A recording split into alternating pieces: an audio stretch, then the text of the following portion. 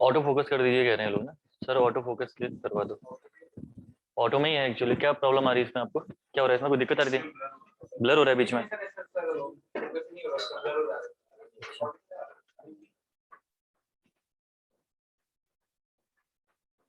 ये अभी पहुंचे नहीं हो आप लोग ना। पार्शियल डेरिवेटिव होता है,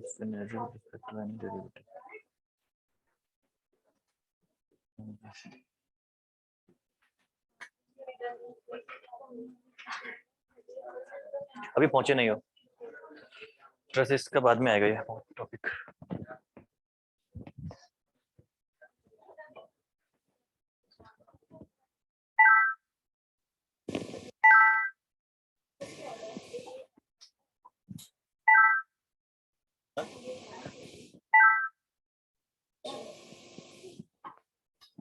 अच्छा डोम में लग रहा ना, concentrated loaded the married compressive force की बात कर रहे हैं।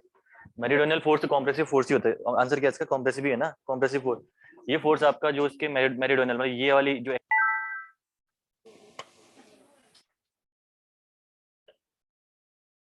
डोम की ये वाली एक्सिस में जो फोर्स लगता है इसको बोलते हैं मेरिडोनियल फोर्स, और कॉम्प्रेसिव होता है इसका नेचर। डोम मतलब आरसीसी टैंक में एक टैंक होता है ना डोम, ऊपर वाला पार्ट इसका, ये वाला पार्ट टैंक का, टैंक का ये वाला पार्ट। हूब स्ट्रेस अलग होता है। हूब स्ट्रेस तो आपका सर्कमफेरेंशियल स्ट्रेस होता है जो पूरे के पूरे सर्कमफेरेंस में लगता है, ठीक है ना। और ये मेरिडोनियल स्ट्रेस आपका कॉम्प्रेसिव नेचर का स्ट्रेस होता है, इसमें लगता है आपका।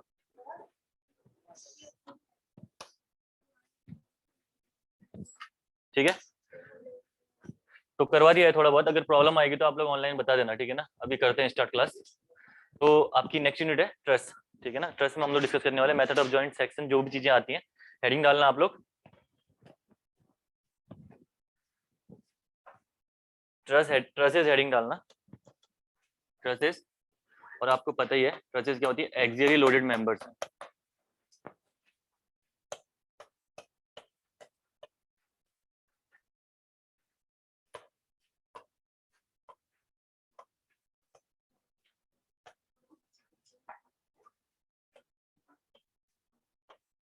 ये तो बड़ा दिक्कत आ रही है यार, लिख नहीं पा रहा है तो।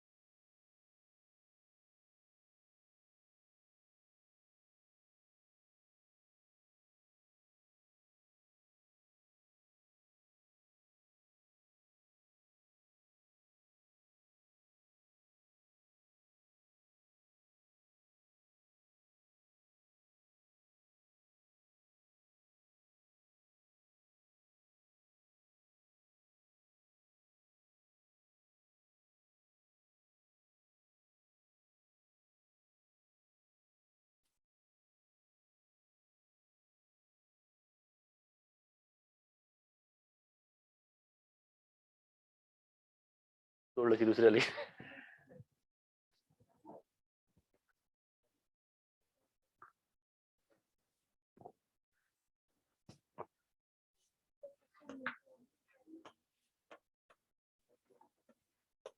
इस स्पीड में लिखते रहूंगा फिर, ठीक है। तो हेडिंग डालना ट्रसेस एक्सियली लोडेड मेंबर्स।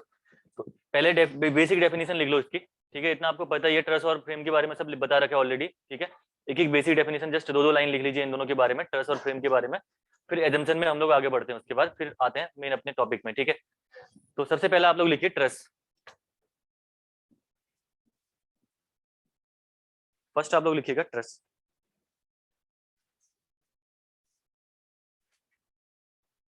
हाँ ट्रस में लिखना, पॉइंट लिखिएगा इसमें। It is a structure, it is a structure, तो लिख ही रखा है आपने, चलो लिख लो एक दो लाइन का। It is a structure in which all members are It is a structure in which all members are subjected to axial loads only. Subjected to axial loads only. That is tension and compression everywhere. That is tension and compression लिखना है only. That is tension and compression. Then full stop करना, फिर लिखना. Bending moment is zero. Full stop करके लिखना आगे. Bending moment is zero everywhere in the truss. Bending moment is zero everywhere in the truss. Next उसके बाद अगला लिखिए फ्रेम. इसके बाद bending moment is everywhere zero in the truss. उसके बाद लिखना इसके नीचे frame. It is a structure. It is a structure. It is a structure in which members are subjected to bending moment also. Bracket में लिखना bending moment also, bracket में लिखना in addition to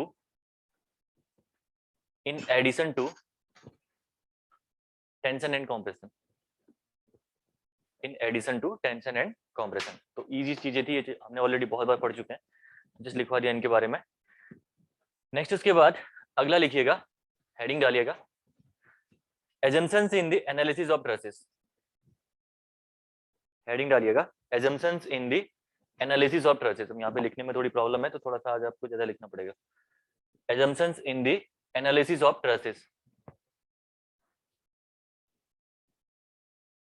ठीक है, कुछ assumption तो हमने already लिख रखे हैं.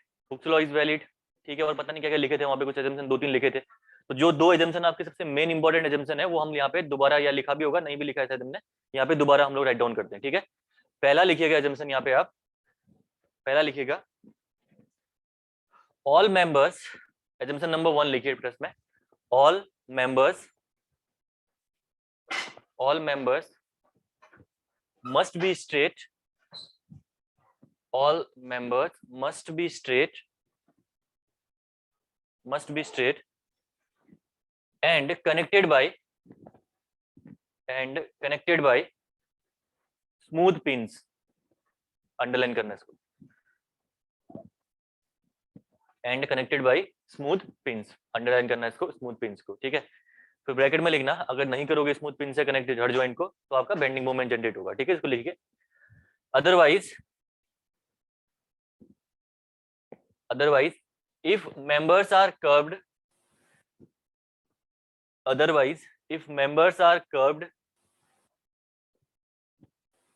then bending moment will exist.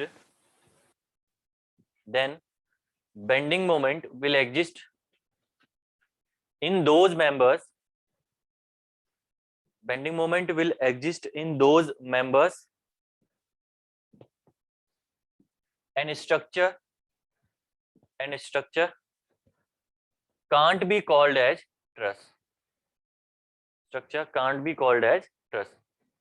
ठीक है, तो ये इसके एक्सप्लेनेशन की रिक्वायरमेंट तो है नहीं, ऑलरेडी बता रखी है चीजें ना, किसी को दिक्कत तो नहीं होगी इसमें.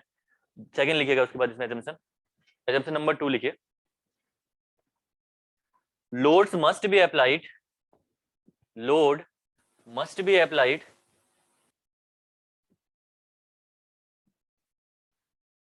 only at the joints. Loads must be applied only at the joints. Bracket में लिखिए otherwise, ब्रैकेट में लिखिएगा otherwise if the loads are applied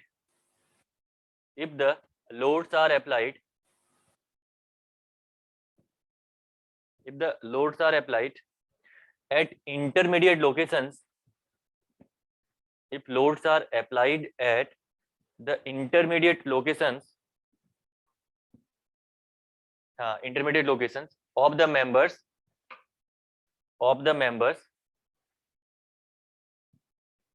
then then they will bend, then they will bend,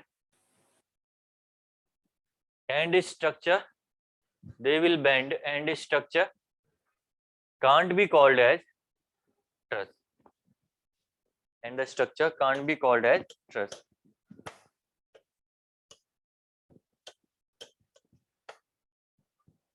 ठीक है, तो ये कोई अगर ट्रस है तो इसका कहने का मतलब सिंपल सा है कि जो ये पिन जॉइंट है आपको लोडिंग सिर्फ और सिर्फ यहीं अप्लाई करनी है, इन पिन जॉइंट्स पे ही आपको लोड अप्लाई करना है। ठीक है, ये पिन जॉइंट है, इसमें ही आपको लोड अप्लाई करना है। अगर आपने किसी भी इंटरमीडिएट पॉइंट पे लोड अप्लाई किया, जैसे कि ये लोड अप्लाई किया, तो इससे क्या होगा, ये मेंबर में कर्व शेप आ जाएगा, जिससे कि मेंबर में बेंडिंग प्रोड्यूस हो जाएगी। तो हम लोग क्या करते हैं, हमेशा जो भी लोडिंग अप्लाई करेंगे ट्रस में, वो आपका सिर्फ और सिर्फ जॉइंट्स में अप्लाई करेंगे। ठीक है, तो ये दो एजम्पशंस है बहुत इंपॉर्टेंट। पहला एजम्पशन आपका हो गया कि all the members are connected by the smooth pin.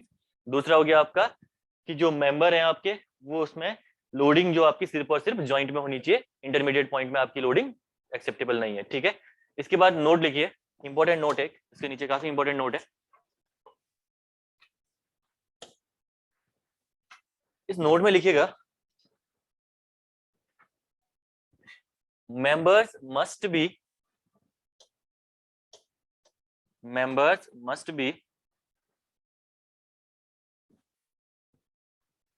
straight, members must be straight, but need not be prismatic, but need not be prismatic। ये भी एक इंपॉर्टेंट पॉइंट है इस केस में।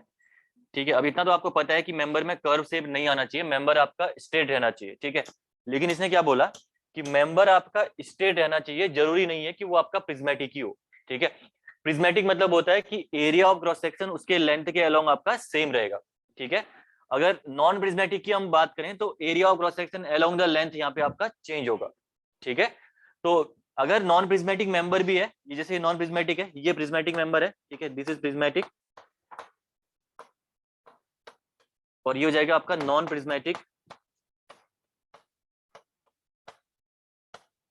ये हो जाएगा नॉन प्रिज्मेटिक। ठीक है, तो मेंबर अगर आपका नॉन प्रिज्मेटिक भी है तब भी आपका स्ट्रेट, यानी ट्रस में आप ये भी यूज कर सकते हो और ट्रस में आप ये भी यूज कर सकते हो, कोई दिक्कत नहीं है इसमें। ठीक है, तो prismatic means, prismatic means area of cross section same throughout the length।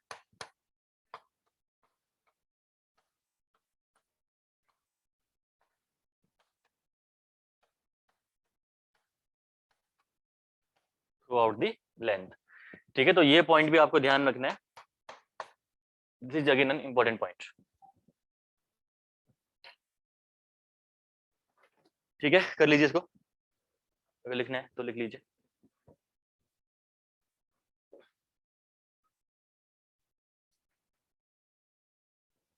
Focus proper नहीं जा रहा है इसमें।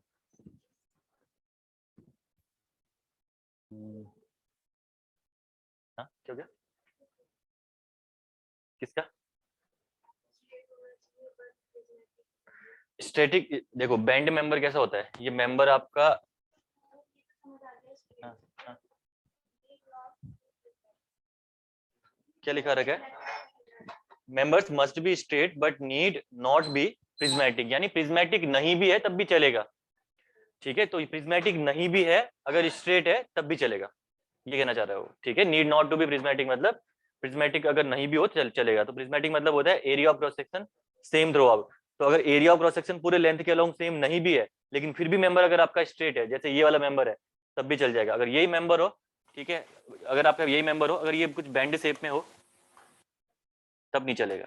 ये हो मेंबर अगर आपका, ठीक है, और एरिया क्रॉस सेक्शन भी चेंज हो रहा है इसका, तो नहीं चलेगा उस केस में। ठीक है, तो मेंबर स्ट्रेट रहने चाहिए, अदरवाइज बेंडिंग आपकी आ जाएगी अगर स्ट्रक्चर में, तो वो फ्रेम बन जाएगा, वो ट्रस रहेगा ही नहीं। ठीक है, इसमें तो अच्छे से दिख नहीं रहा, कैसे करते हो आप लोग इसमें?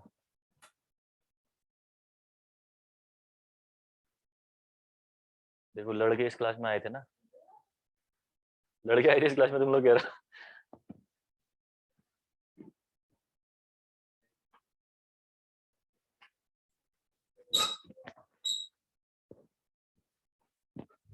हो गया। इसके बाद ये हो गए आपके दो एजम्पशंस। अब हम आगे बढ़ते हैं नेक्स्ट। उसके बाद लिखिएगा नोट, एक नोट और लगाना इसके नीचे, एक नोट और लगाना इसके नीचे। इसमें लिखिएगा, इसमें लिखिएगा, अब आप कह रहे थे उस दिन के एग्जाम में क्वेश्चन आ रखे हैं डेफिशिएंट, रिडंडेंट, ठीक है, ये क्या होते हैं, तो ये चीजें करते हैं अब इसके बाद, ठीक है। एक सिंपल सा पॉइंट है, ज्यादा टफ नहीं है। लिखिए इसमें, इसमें लिखिएगा if a truss, in a truss लिखना, in a truss, in a truss the total number of, in a truss the total number of members, total number of members bracket में m लिखना, m, and the total number of joints, and the total number of joints bracket में लिखना j, total number of joints bracket में लिखिएगा j, are related by, are related by, देखो तीन conditions बनती हैं, ठीक है। पहली कंडीशन, हम रिलेट कैसे करते हैं इनको आपको पता ही है, देखो m माइनस 2j प्लस 3,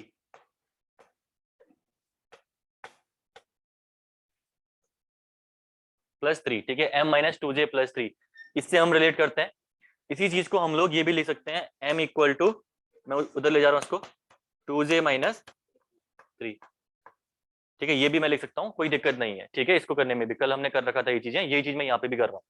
तो ये हम लोग रिलेट करके चलते हैं m equal to 2j minus 3। तो इसका मतलब क्या है, इसका मतलब समझो, इसका मतलब क्या है, members are equal to the equilibrium equations, और members in the truss are the forces only, ठीक है। तो फोर्सेज अगर आपके, जो आपके ट्रस्ट में फोर्सेज हैं, वो फोर्सेज अगर आपके इक्विलिब्रियम इक्वेशन के इक्वल है, तो इसका मतलब क्या है कि आपकी ट्रस्ट परफेक्ट स्टेबल ट्रस्ट है, ठीक है। तो ये ट्रस्ट आपकी हो जाएगी perfect stable trust, not always, हाँ ध्यान रखना, कल कर रखा है ना नॉट ऑलवेज स्टेबल ट्रस्ट, तो वो चीज आपको ध्यान रखना है कि पैनल में अगर कभी ब्रेसिंग से नहीं दी हो, ठीक है, या इसके अलावा कोई मेंबर, मतलब यहाँ कोई भी कंडीशन बन सकती है, थोड़ा सा चेक करना, ओवरऑल स्टेबिलिटी भी देख लेना स्ट्रक्चर की। अगर कभी भी देखना, देखो स्ट्रक्चर अगर क्वेश्चन अगर पूछेगा आपसे स्टेबिलिटी का, तो तीन टाइप की स्टेबिलिटी होती है। एक तो होती है एक्सटर्नल स्टेबिलिटी, जो कि एक्सटर्नल सपोर्ट रिएक्शंस के बेस पे होगी। दूसरी होगी आपकी इंटरनल स्टेबिलिटी, जो कि इस इक्वेशन के बेस पे होगी। तीसरी होती है ओवरऑल स्टेबिलिटी। अगर एग्जाम में उसने आपसे पूछा नहीं है कुछ भी, तो ऑब्वियसली बात है वो ओवरऑल स्टेबिलिटी की बात कर रहा होगा, तो ओवरऑल ही निकालना उस केस में, ठीक है। तो उस केस में आप लोग ओवरऑल निकालोगे। तो पहला हो गया ये परफेक्ट स्टेबल ट्रस्ट। दूसरी कंडीशन बनती है अगर नंबर ऑफ मेंबर्स यानी number of forces are less than 2j minus 3, then in that case that is the deficient truss, ठीक है। हाँ, डेफिशिएंट या अनस्टेबल ट्रस्ट भी आप बोल सकते हो इसको, ठीक है। इसको बोल सकते हो deficient oblique unstable trust, unstable trust, ठीक है। उसके बाद थर्ड आता है आपका if m is greater than 2j minus 3, तो इसको हम लोग बोलते हैं रिडंडेंट, रिडंडेंट ऑब्लिक एक और नाम होता है इसका आपका, रिडंडेंट ही है, ठीक है। रिडंडेंट ट्रस्ट आपका इसका हो गया रिडंडेंट ट्रस्ट, स्टेबल बोल सकते हो इसको, रिडंडेंट ट्रस्ट, ठीक है। तो ये तीन कंडीशंस बनती हैं। अगर आपके मेंबर फोर्सेस ज्यादा हैं इक्विलिब्रियम कंडीशन से, तो इसका मतलब क्या है, मेंबर्स ज्यादा होने का मतलब क्या है कि अगर एक मेंबर अगर आपका फेल हो भी गया, तो दूसरा मेंबर उस वहां पे फेलियर रोकने के लिए प्रेजेंट है, ठीक है। अगर रिडंडेंसी आपकी 2 आ गई, इंडिटरमिनेसी 2 आ गई अगर किसी भी इसकी, तो मैंने क्या बताया था आपको कि इसका मतलब क्या है, इसका मतलब है कि 2 मेंबर आपके पास एक्स्ट्रा हैं। अगर 2 मेंबर फेल हो गए, तो वो 2 मेंबर आपके टेक केयर करेंगे वहां पे फेलियर को, उसी को हम लोग बोलते हैं रिडंडेंट ट्रस्ट, ठीक है। और अगर रिडंडेंट ट्रस्ट की मैं बात करूं, तो रिडंडेंसी के लिए ट्रस्ट में हम क्या यूज करते हैं, एक चीज मैंने बताई थी काउंटर ब्रेसिंग आपको ना, काउंटर ब्रेसिंग भी तो आपका, हाँ काउंटर ब्रेसिंग, वो एक्स्ट्रा मेंबर्स को कभी एग्जाम में पूछ दिया, नाम अगर पर्टिकुलरली पूछ दिया, तो उनको काउंटर ब्रेसिंग बोलते हैं, ठीक है। आपने जब पढ़ा, अगर अच्छे से याद हो आपको, तो डीएस और डीके जब निकालता, काउंटर ब्रेसिंग का हम यूज ही नहीं कर रहे थे। काउंटर ब्रेसिंग जस्ट आपने रखा हुआ था, ठीक है, आपने डीके में उसको घटाया भी नहीं, है ना। तो क्यों, क्योंकि वो आपका एक्स्ट्रा मेंबर है। अगर ब्रेसिंग फेल हो गई, तब वो आपका पॉइंट वहां पे आएगा काम में। अगर ब्रेसिंग कहीं पे उसने बोल दिया, एग्जाम में कभी उसने बोल दिया कि आपकी ब्रेसिंग फेल हो रही है, तो आप वहां पे डिग्री ऑफ काइनेमेटिक इंडिटरमिनेसी निकालिए, तो उस केस में अब आप काउंटर ब्रेसिंग को काउंट करोगे, अब ब्रेसिंग आपकी हट जाएगी उस केस में, बस केस सेम ही है, ठीक है। काउंट, हाँ ब्रेसिंग हट जाएगी, काउंटर ब्रेसिंग को काउंट करोगे उस केस में। हाँ मेंबर सेम ही रहेंगे, कोई चेंजेस नहीं आएंगे उस केस में। तो काउंटर ब्रेसिंग का यूज ही तब आएगा जब आपका मेंबर फेल होगा, ठीक है ना। तो कभी एग्जाम में अगर उन्होंने बोला कि जो रिडंडेंट ट्रस्ट में रिडंडेंट मेंबर कौन सा होता है, तो वो होती है आपकी काउंटर ब्रेसिंग, ठीक है। इसको लिखिए, उसके बाद नोट करके लिख इसके नीचे लिख देना इसका पॉइंट भी। तो यही थे क्वेश्चन एग्जाम में। अगर डेफिशिएंट पूछे, रिडंडेंट पूछे, ये दोनों चीजें पूछता है, तो उसके बाद तो आपको ओवरऑल वो चीजें निकालने की रिक्वायरमेंट नहीं है, जस्ट डेफिशिएंसी मतलब है मेंबर कितने कम है वो पूछ रहा है आपसे वो, ठीक है। तो उस केस में आपको जस्ट यही लगाना है और आपको आंसर निकाल के दे देना है वहां पर।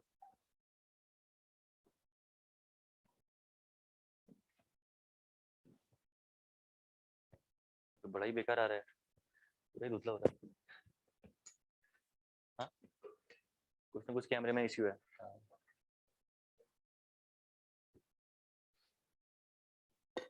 मे बी लेंस में धूल से इतना धुतला थोड़ा आएगा।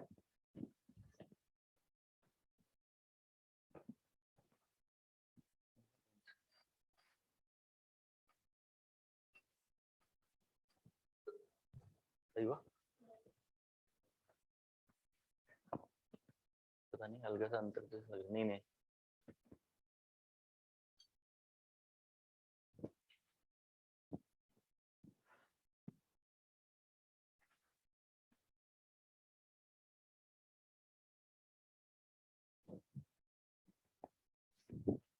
और अगर प्रैक्टिकली हम बात करें तो प्रैक्टिकली जो स्ट्रक्चर हम प्रोवाइड करते हैं वो कोशिश करते हैं यही स्ट्रक्चर प्रोवाइड करें, ठीक है। रिडंडेंट ट्रस्ट हमें प्रोवाइड करने की हम क्या पड़ती है, हम प्रैक्टिकली हम इसका यूज करते हैं, क्योंकि वहां पे अगर सेफ्टी मोर कंसर्न होता है, तो अगर कोई मेंबर फेल हो जाए तो आपके पास एक्स्ट्रा मेंबर्स होने चाहिए वहां पे, ठीक है, to take care the safety only. Okay, तो लिखिए इसको एक बार पॉइंट को। We provide more members then, we provide more members then 2j-3, we provide more members than 2j-3 to make the structure stable, to make the structure stable, या more stable लिखना चाहता, ठीक है, stable, that is if one member fails, if one member fails, then the other member take care of, then the other member take care of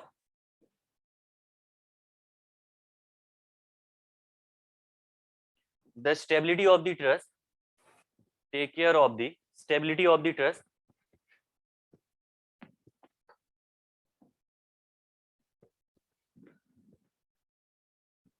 these additional members are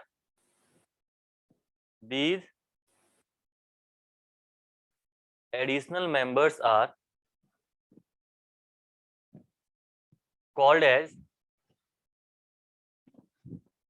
counter bracing, underline करना है इसको,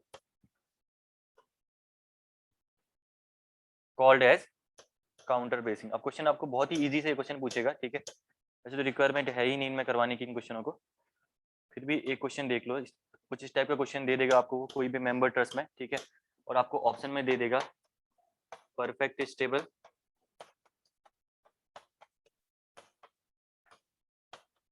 दूसरा आपको दे देगा deficient,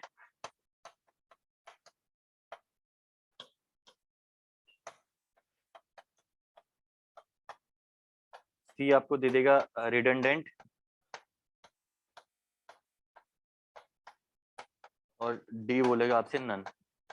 ये बताइए structure बोलेगा, ठीक है। क्वेश्चन कुछ इस टाइप के आपके एग्जाम में पूछे जा सकते हैं, ठीक है। तो पहला बोलेगा परफेक्ट स्टेबल, डेफिशिएंट, रिडंडेंट या नन, तो क्या हो गया इसका आंसर। तो नंबर ऑफ मेंबर्स आपके कितने हैं यहाँ पे, नंबर ऑफ मेंबर्स आपके 6 है ना, और ज्वाइंट कितने हैं 4, ठीक है, 4 आपके ज्वाइंट है यहाँ पे। बस पहले सपोर्ट लगा लीजिए, नहीं तो स्टेबल तो रहेगा ही नहीं पहले ये, ठीक है, हवा में थोड़ा लगेगा। ये हो गया सपोर्ट। देन उसके बाद m इक्वल टू आपको करना है 2j, यानी 2 × 4, रुको एक सेकंड, ऐसे मत करो उसको,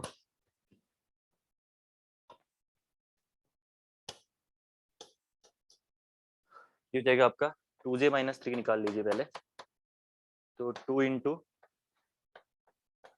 4 माइनस 3, तो 4 दूनी 8, ये हो गया 5। तो मेंबर्स आपके ज्यादा हैं as compare to 2j minus 3। इसका मतलब एक मेंबर एक्स्ट्रा है, ठीक है, 6 माइनस 5 यानी एक मेंबर एक्स्ट्रा है to take care the failure of a structure, failure of one member आप बोल सकते हो, ठीक है। तो ये आपका ट्रस हो जाएगा रिडंडेंट ट्रस।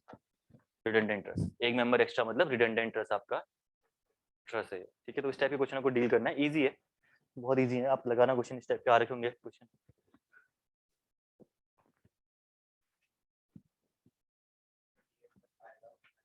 हाँ ऑलमोस्ट वही चीज है, कर वही चीज रहे हो आप लोग यहाँ पे, लेकिन इंटरनल में काम कर रहे हो, बस हो गया, ठीक है। वो टोटल था आपका यहाँ पे, इंटरनल के बेस पे आप लोग चेक कर रहे हो कि मेंबर फोर्सेज और आपके जो ये इक्विलिब्रियम इक्वेशन है उनमें क्या रिलेशन है, ठीक है।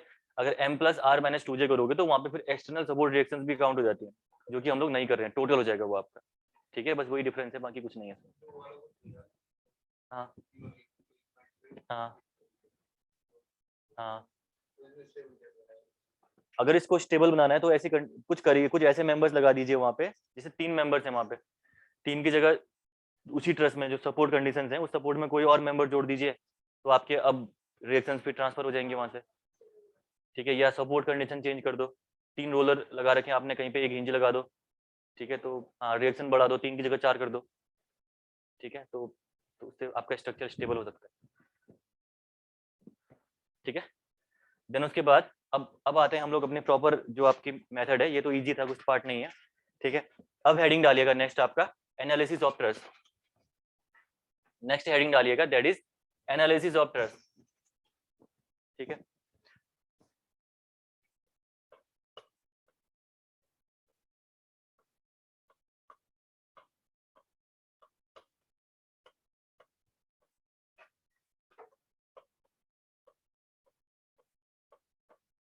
एनालिसिस ऑफ ट्रस्ट में दो मेथड्स हैं आपकी एनालिसिस, ट्रस्ट को एनालाइज करने के लिए। सिंपल सी बात है, फोर्सेस निकालना है हमें ट्रस्ट में, और ये बहुत इंपॉर्टेंट है।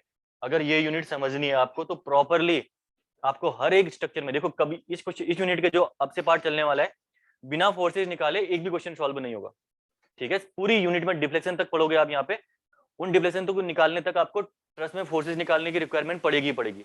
तो ध्यान रखना कि ट्रसेस में फोर्सेज निकालना बहुत इंपॉर्टेंट है, ठीक है। ये चीजें आपको बिल्कुल आनी चाहिए, घर जाके क्वेश्चन कोई अच्छा क्वेश्चन पकड़ के सॉल्व भी कर लेना इसका, ठीक है। ऑब्जेक्टिव वाइज तो हम यहाँ पे क्वेश्चन लगाएंगे ही कुछ, ठीक है। अगर किसी को प्रॉब्लम है, बाकी किसी को अगर दिक्कत नहीं आ रही, नहीं इजीली निकाल दे रहा क्वेश्चन को, तो फिर तो कोई दिक्कत नहीं है, क्योंकि फोर्सेज निकालना आपको पढ़ने ही वाला है, बिना इसके काम नहीं चलेगा इस यूनिट में, ठीक है। तो एनालिसिस ऑफ ट्रसेस में आपका दो मेथड्स आपकी होती हैं। पहली मेथड तो आपकी मेथड ऑफ जॉइंट, दूसरी method method of section, number 1। और दोनों की रिक्वायरमेंट है, दोनों की रिक्वायरमेंट है। ऑब्जेक्टिव वाइज देखो, अगर फोर्स से निकालना पड़ जाए तो ऑब्जेक्टिव वाइज अगर आपको मेथड ऑफ सेक्शन भी अगर आता है तब भी आपका काम चल जाएगा। लेकिन अगर डिफ्लेक्शन आगे आगे पढ़ना अगर आपको इसी में, तो मेथड ऑफ जॉइंट भी आना चाहिए, वहां पे सेक्शन लगा नहीं सकते हर जगह आप लोग, ठीक है। तो ये हो जाएगा आपका मेथड ऑफ जॉइंट,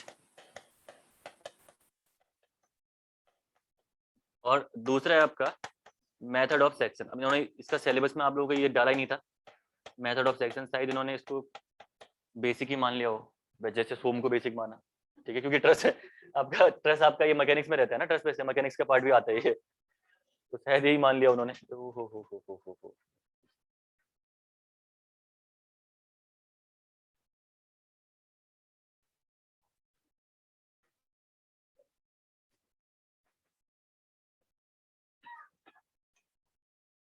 तो काफी दिक्कत कर रहा ना, रिकॉर्डेड में तो होगा ही नहीं ऐसे।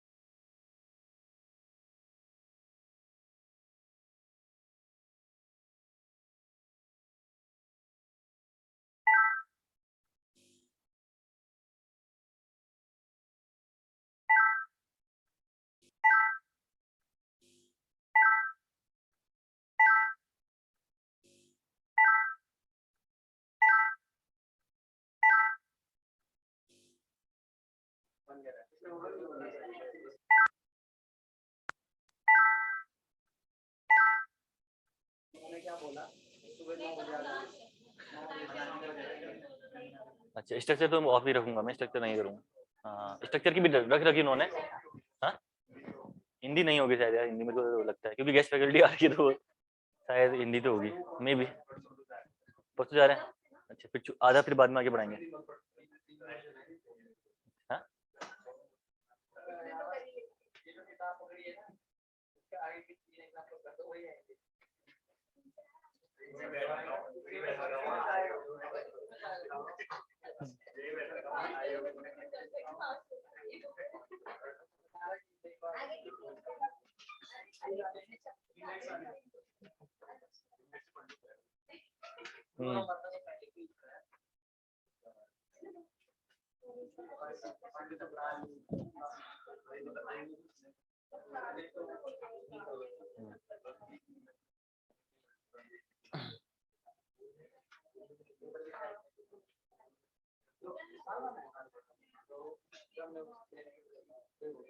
जैसे ही फोकस हो रहा है वैसे प्रॉब्लम आ रही है। हाँ, हाँ, आप सही हो गया, एक सेकंड हटना। नहीं नहीं नहीं।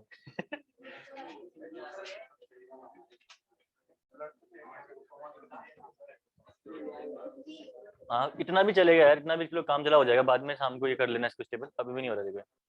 अगर फुल ब्लर हो गया तो फिर तो काम तमाम हो जाएगा।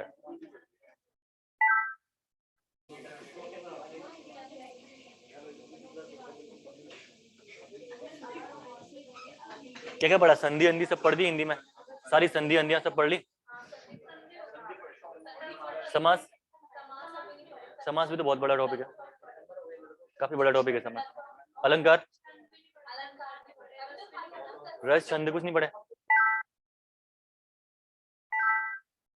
कुछ उससे पहले वो पढ़ा होगा ना, वर्णमाला भी पढ़े होंगे ना। वर्णमाला और संधि 2 यूनिट हो रखी है।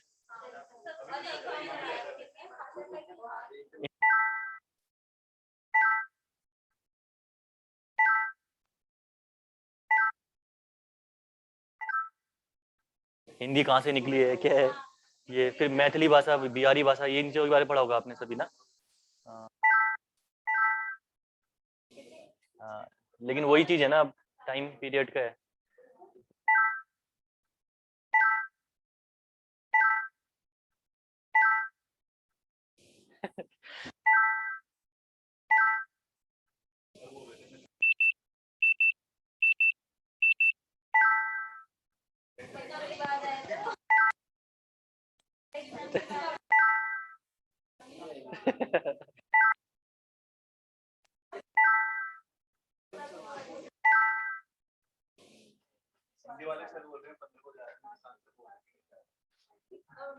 निशांत सर तो ऐसे कह रहे थे।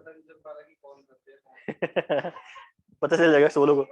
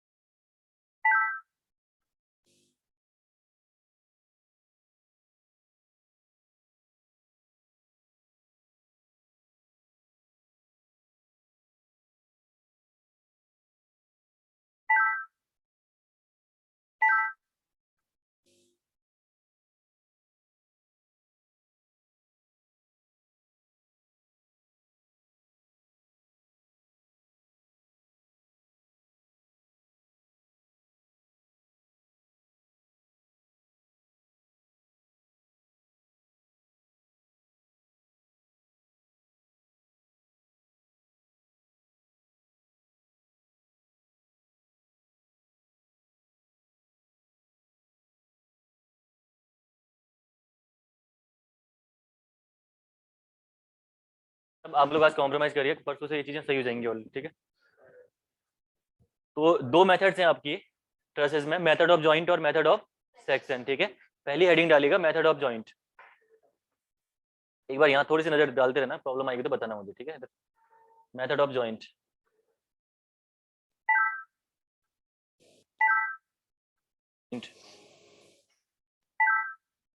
डालना मेथड ऑफ जॉइंट या मेथड ऑफ जॉइंट।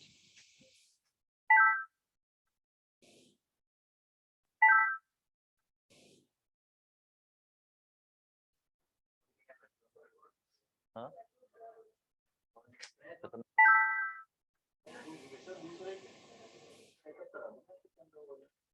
फिर क्लास फिर बंद करनी पड़ेगी, अभी खत्म।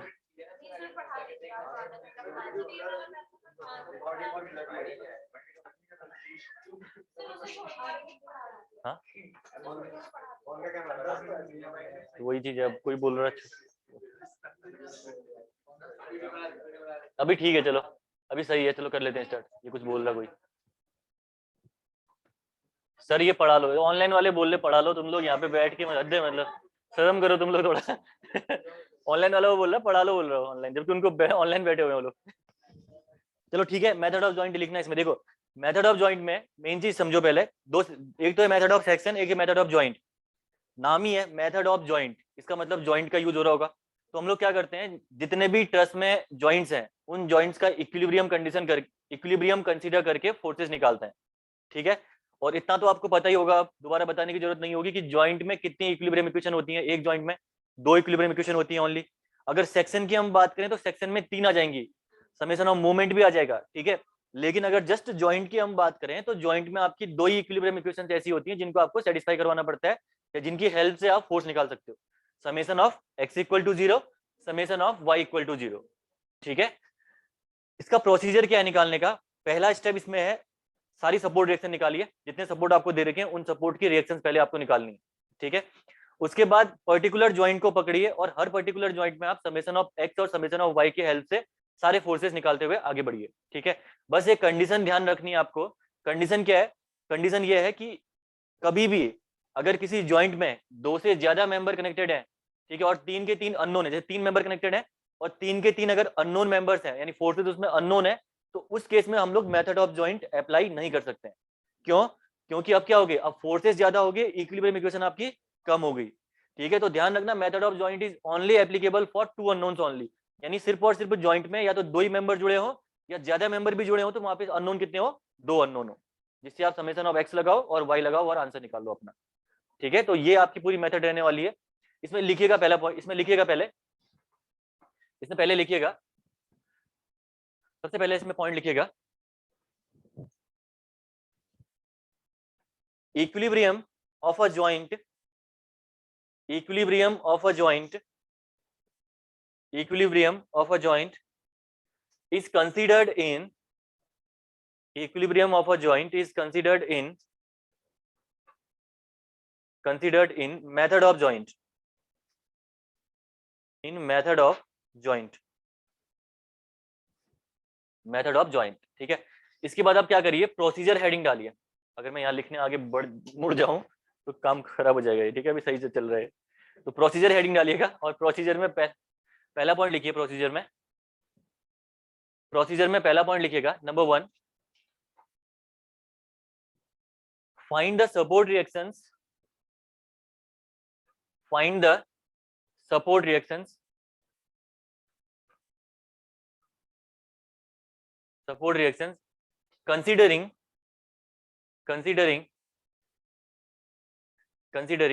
equilibrium of entire truss, considering equilibrium of entire truss, considering equilibrium of entire truss, ठीक है। तो पहला पॉइंट हो गया। सेकंड पॉइंट लिखिए इसमें स्टेप में, प्रोसीजर में दूसरा पॉइंट जो आपको करना है उसके बाद, consider equilibrium of a joint, consider equilibrium of a joint, consider equilibrium of a joint where only two unknown forces, where only two unknown forces are available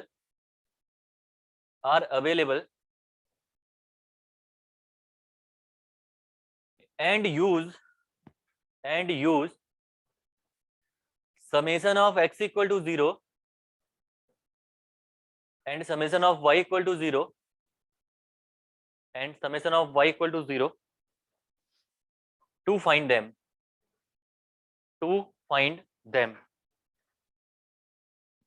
Then full stop करके लिखना. Similarly proceed to the other joints.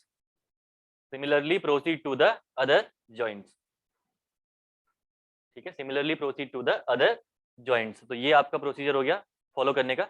Note लिखिएगा इसके नीचे note लिखिएगा क्यों हम लोग दो ही ये समेशन ऑफ एक्स और वाई कंसीडर कर रहे हैं, इसका रीजन लिख लेते हैं. नोट में नोट डाउन करिए इसमें आप लोग. There are only two equilibrium equations. There are only two equilibrium equations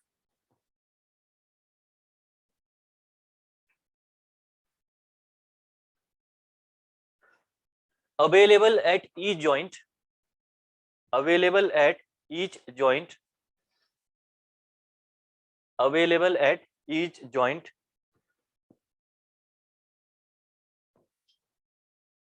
hence this method can't be applicable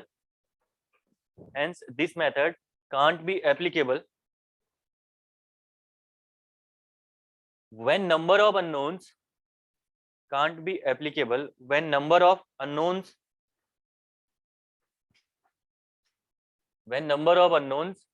at each joint are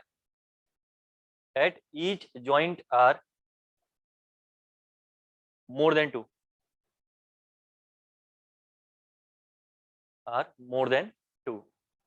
ठीक है, तो ये रीजन भी हमने लिखा दिया इसका.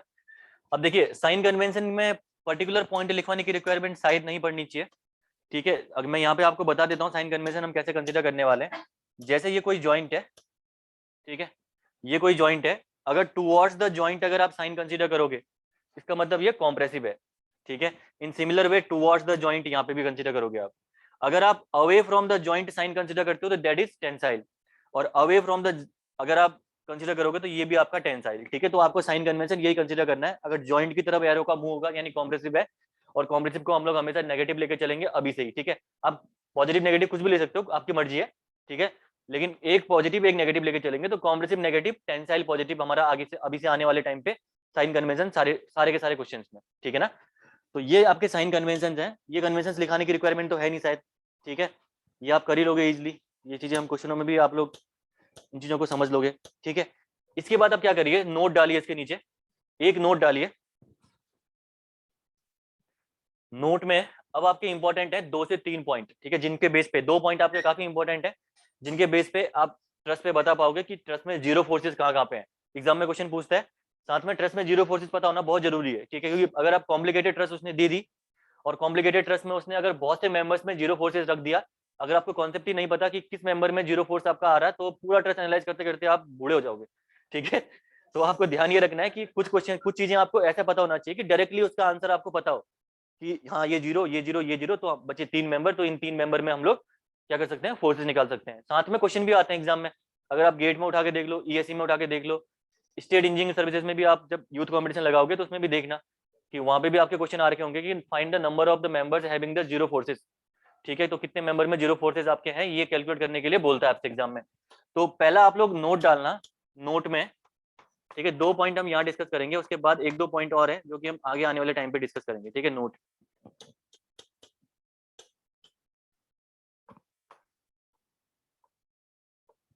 नोट में नंबर 1 लिखना. Number 1 collinear member.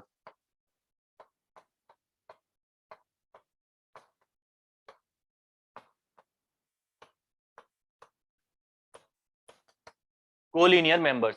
कोलिनियर का मतलब क्या है, को लीनियर मतलब एक ही लाइन ऑफ एक्शन दोनों का मेंबर का. ठीक है, तो यहां पे लिख देता हूं same line of action, same line of action. ठीक है, मेंबर का लाइन ऑफ एक्शन आपका सेम रहने वाला है. ठीक है, इसके बाद देखिए सेम लाइन ऑफ एक्शन में। अब इसका एग्जांपल देके मैं आपको समझाता हूँ प्रॉपरली कि हम कहना क्या चाह रहे हैं चीजें, ठीक है। जैसे आपका दो मैं एग्जांपल कंसीडर कर रहा हूँ इसी के लिए। एक तो ये हो सकता है, ये सेंटर पे आपने जॉइंट रख दिया यहाँ पे, ये आपका पिन जॉइंट है, ठीक है, A B C and D, ठीक है, ये हो सकता है। दूसरा अगर मैं बात करूं तो दूसरा ये जो एग्जांपल हम कंसीडर करेंगे, ये तो हो गया ए। बी अगर मैं बात करूं तो जरूरी नहीं है कि ये एंगल आपका 90 डिग्री पे ही हो, एंगल आपका किसी एक थीटा एंगल पे भी हो सकता है, ठीक है। जैसे ये कोई मेंबर है, ठीक है, और ये हमारी एक्सिस में कंसीडर कर रहा हूं, एक्स एक्सिस, एक्स एक्सिस पे ये कोई मेंबर है, ठीक है, और एक मेंबर यहाँ पे कनेक्टेड है इसी एक्सिस के साथ, ये मेंबर कनेक्टेड है, दो मेंबर सेम लाइन में है, तीसरा मेंबर आपका अपोजिट, ठीक है, यहाँ पे किसी एंगल पे कनेक्टेड है इस मेंबर के साथ। लेट अस कंसीडर ये एंगल आपका थीटा है, ठीक है। और अगर मैं बात करूं एक्सिस की तो ये एक्सिस है वाई एक्सिस और ये एक्सिस है एक्स एक्सिस। तो ये मेंबर जो आपका, जो दो मेंबर आपके सेम लाइन ऑफ एक्शन पे हैं, ये दोनों मेंबर आपके एक्स एक्सिस में प्रेजेंट हैं, ठीक है। ये आपकी एक्सिस है एक्स एक्सिस, दूसरी एक्सिस है वाई एक्सिस। तो यहाँ पे देखिए, यहाँ पे देखिए कोलिनियर मेंबर का कॉन्सेप्ट क्या आने वाला है। अगर कोलिनियर मेंबर है कोई, ठीक है, तो अगर मैं यहाँ पे, अब रिजोल्यूशन ऑफ फोर्सेस आप समझते ही होंगे, ठीक, कैसे करते हैं हम लोग रिजोल्यूशन, थोड़ा सा मैं आइडिया देता हूँ आपको, ठीक है। वैसे आपको मुझे, मैं एज्यूम कर रहा हूँ कि आती होंगी चीजें, ठीक है, बाकी और हो गया वो वैसे ही ऐसा ही हो रहा है, तो पूरा ही।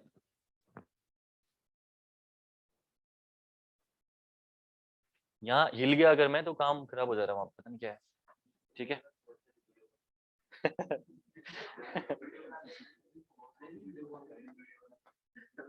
हाँ,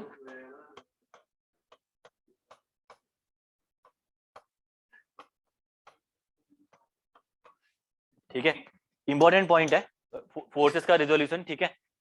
पता है आपको कि वैसे देखो, मुंह से डायरेक्टली बता देता हूँ, एक बार यहाँ पे करके भी देखते हैं उसको। जैसे कोई मेंबर है, ठीक है, पहले मैं डायरेक्टली बताता हूँ कैसे हम इसको अप्रोच करने वाले हैं आगे आने वाले टाइम पे, ठीक है। अगर कोई ये मेंबर है किसी एंगल थीटा में, हॉरिजॉन्टल के साथ आपका एंगल बना रहा है थीटा, ये मेंबर, ठीक है, ये हो जाएगा आपका वाई एक्सिस में, this is Y axis, this is X, और ये मेंबर आपका ए बी मेंबर है, that is the member A B, ठीक है। तो यहाँ पे देखिए, जब आप रिजोल्यूशन करेंगे फोर्सेस का तो ध्यान रखनी है कि एंगल किसके साथ बना रहा है, इतना ही ध्यान रखना है बस। अगर ये एंगल हॉरिजॉन्टल के साथ बना रहा तो समेशन ऑफ एक्स करोगे तो कॉस कंपोनेंट लेके चलोगे, ठीक है। अगर ये एंगल हॉरिजॉन्टल के साथ बना रहा लेकिन आपको वाई फोर्स चाहिए, ये वाला फोर्स चाहिए, ठीक है, तो आप कंपोनेंट लेके चलोगे साइन कंपोनेंट, बस इतना ही आपको ध्यान रखना है। और इसका अपोजिट, हाँ, एंगल हॉरिजॉन्टल में अगर बना रहा तो जो हॉरिजॉन्टल कंपोनेंट जब समेशन ऑफ एक्स करोगे, उसके अबाउट समेशन ऑफ एक्स करोगे तो वहां पे कंपोनेंट आपको कॉस लेके चलना है, बस इतना ही आपको ध्यान रखना है यहाँ पे। अब निकालते कैसे हैं इसको आप देख ही सकते हो यहाँ पे, ठीक है।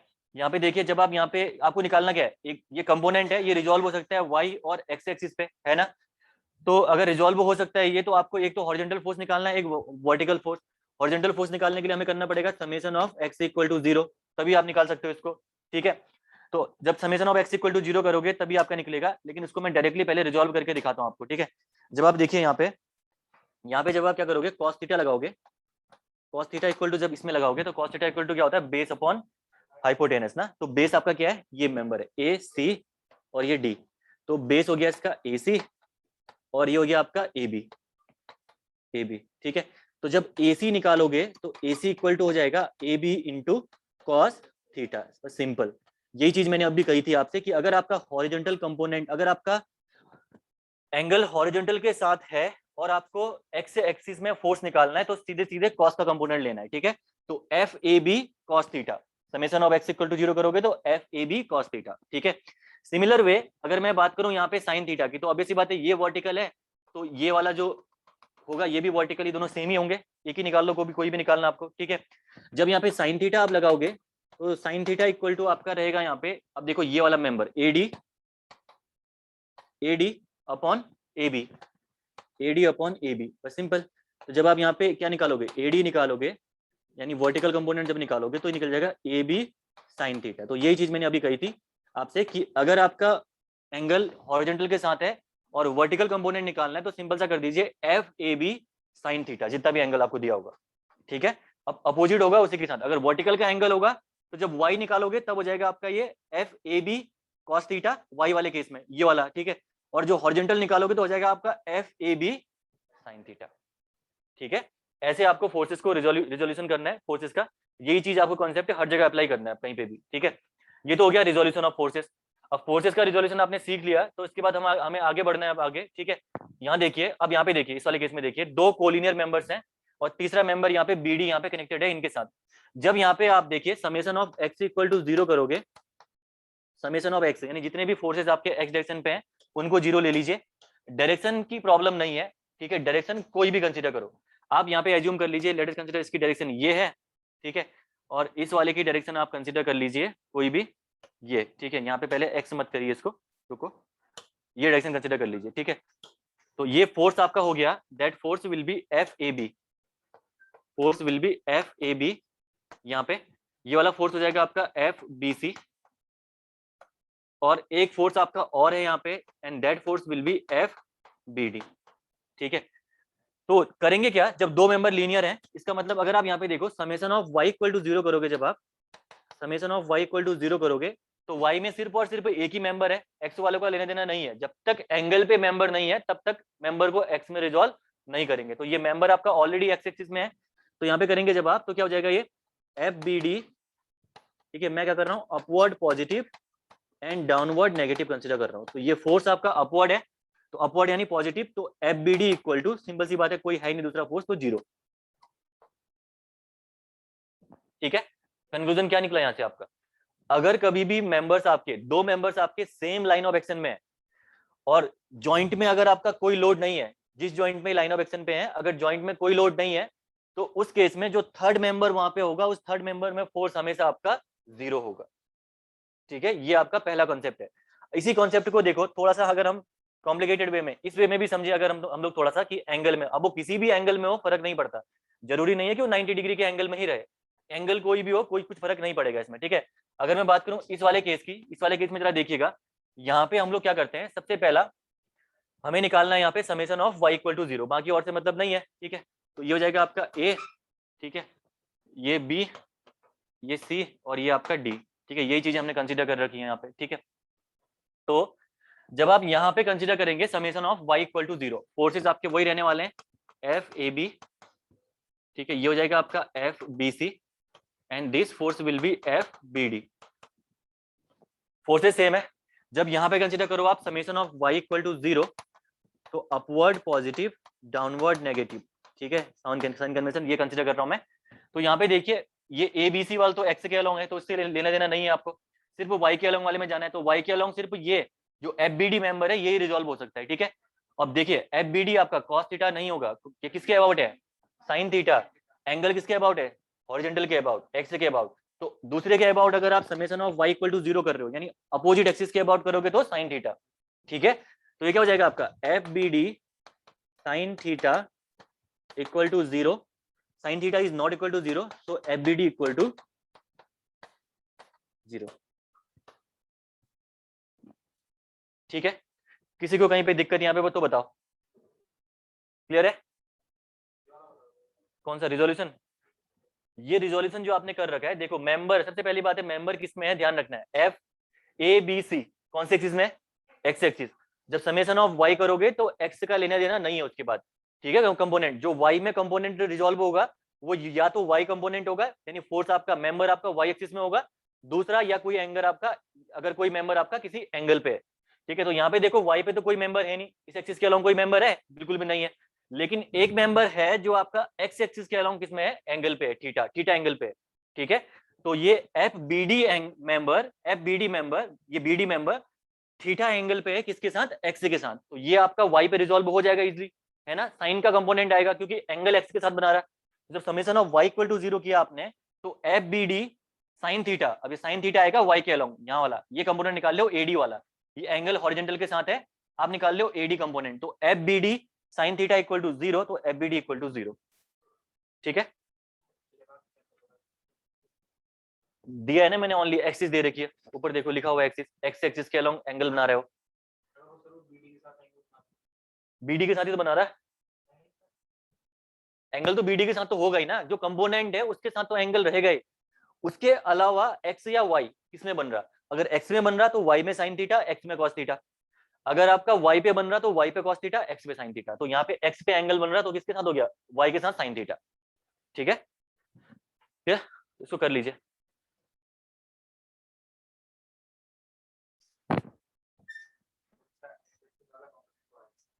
इसका एक्स वाला कंपोनेंट आएगा अभी, उसके बारे में कोलिनियर कॉन्सेप्ट थोड़ा आगे पढ़ेंगे। अभी एक्स वाला कंपोनेंट क्या हो जाएगा, F A B equal to F B C, simple करोगे तो, अगर आप अभी करते हैं इसको, एफ बी डी का कंपोनेंट भी आएगा इसमें। ठीक है, अभी देखते हैं, करते हैं इसको अभी आगे। लेकिन एफ बी डी तो ऑलरेडी निकाल दिया ना, तो एफ बी डी का कंपोनेंट ही क्या आएगा उसके बाद, एफ बी डी तो ऑलरेडी कैलकुलेट कर लिया, जीरो जीरो है वो, उसका रोल नहीं है। एफ बी डी अगर जीरो हो गया तो उसके बाद जीरो इंटू कॉस थीटा करोगे तो कितना हो गया, जीरो तो हो गया। अगर एफ बी डी की वैल्यू होती तो ऑब्वियसली बात है, आता ही आता उसके बाद।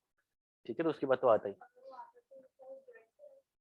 हाँ, आप नहीं, ये अभी क्वेश्चनों में डिस्कस करेंगे। आप लोगों ने मेथड ऑफ सेक्शन जॉइंट से कोई क्वेश्चन नहीं लगा रखा है, प्रॉब्लम है इसमें, तो ठीक है, एक बड़ा क्वेश्चन कल मैं कराऊंगा इसका आपको। ठीक है, एक क्वेश्चन मैं सोचा था कि चलो छोटे छोटे करा दूंगा, एक क्वेश्चन मैं थोड़ा सा बड़ा क्वेश्चन ही करा दूंगा, जिससे कि आपको प्रॉपरली क्लियर हो जाए कि जॉइंट में हमें चीजें कैसे एनालाइज करनी है।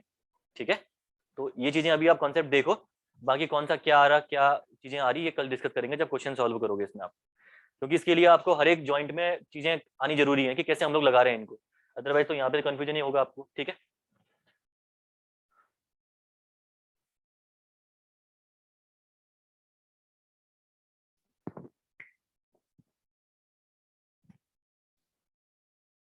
इजी है चीजें वैसे, अभी क्वेश्चन करते रहोगे, पूरी यूनिट करोगे तो लास्ट में ये चीजें, उसके बाद खेल बन जाता है पूरा, कुछ नहीं होता है। तो एक टाइम ऐसा भी आएगा अगर प्रैक्टिस करोगे तो रस देख के बता सकते हो कि किसमें कॉम्प्रेसिव किसमें टेंसाइल फोर्स आएगा। ठीक है, मैक्सिमम केसों में नहीं, कुछ केसों में, सारे सारे केसों में तो नहीं।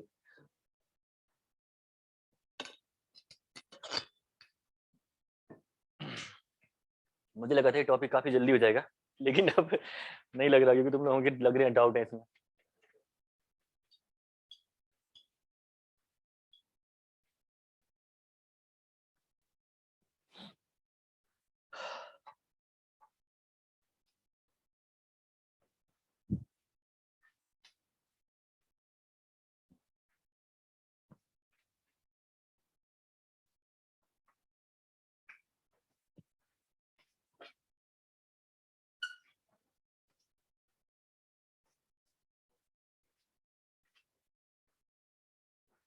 हो गया सबका। नेक्स्ट उसके बाद अगला देखिए, ये तो अच्छा, पहले लिखिए इसका कंक्लूजन तो लिखिए। कंक्लूजन लिखा हुआ लिखा नहीं तो फिर दिक्कत जाएगी, कंक्लूजन लिखिएगा, कंक्लूजन लिखिए इसमें, एट अ जॉइंट, कंक्लूजन लिखिएगा, at a joint, at a joint if three members are meeting, at a joint if three members are meeting, three members are meeting, two members are collinear, two members are collinear,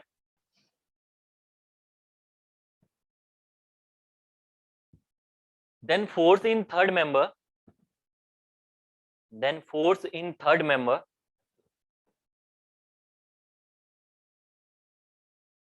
is always zero, is always zero, is always zero।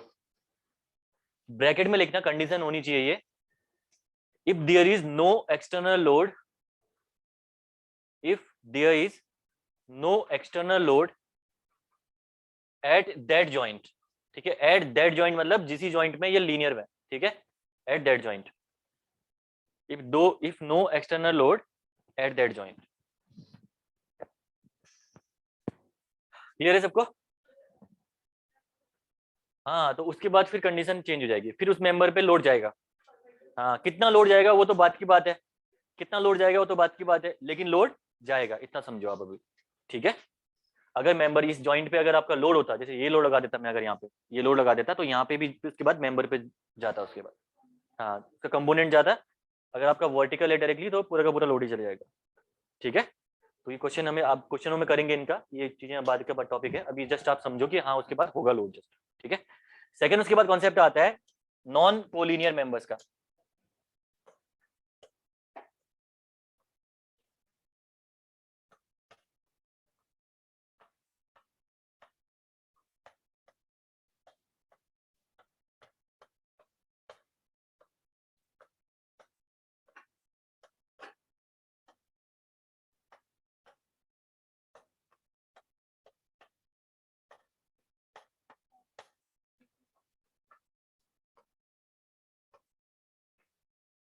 अगला concept है non collinear member का। Non collinear का मतलब simple सा है कि line of action आपका same नहीं होगा इस केस में। ठीक है, लेट अस कंसीडर, जैसे क्या हो सकता है ये आपका पहला केस आपका ये हो सकता है, ये कोई जॉइंट है, इस जॉइंट पे आपने मेंबर्स को कनेक्ट कर रखा है।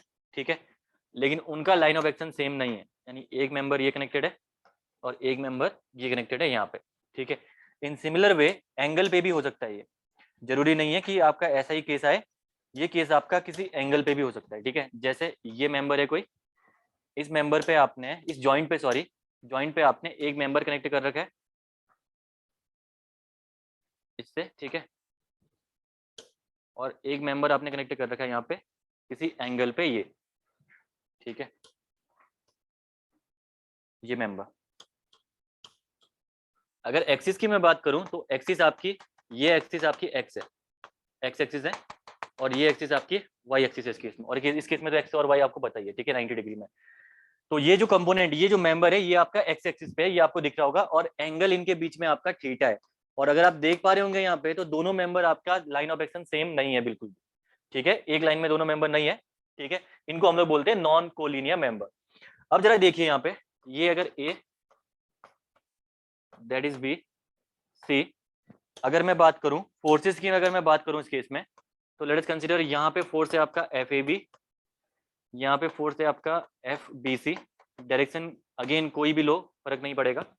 ठीक है, similar way A B and C, forces की आपका डायरेक्शन आप कोई भी लो, F A B and that is F B C. ठीक है, F A B and F B C. तो इस केस में हमें क्या करना है, इस केस में दोनों केस में देखिए, अब पहले वाले केस में देखिए मैं क्या कर रहा हूँ, summation of X equal to zero कर रहा हूँ, यानी जितने भी एक्स एक्सिस में फोर्सेस हैं उनका समेशन में जीरो कर रहा हूँ। ये डायरेक्शन मेरी पॉजिटिव रहने वाली है और ये वाली डायरेक्शन मेरी नेगेटिव रहने वाली है इस केस में। तो पॉजिटिव है तो यहाँ पे क्या हो जाएगा, एफ ए बी, दूसरा कोई फोर्स है इस डायरेक्शन पे नहीं है, कोई भी फोर्स नहीं है, ये आपका वाई पे है, वाई का कोई इफेक्ट नहीं पड़ने वाला, तो F A B equal to zero.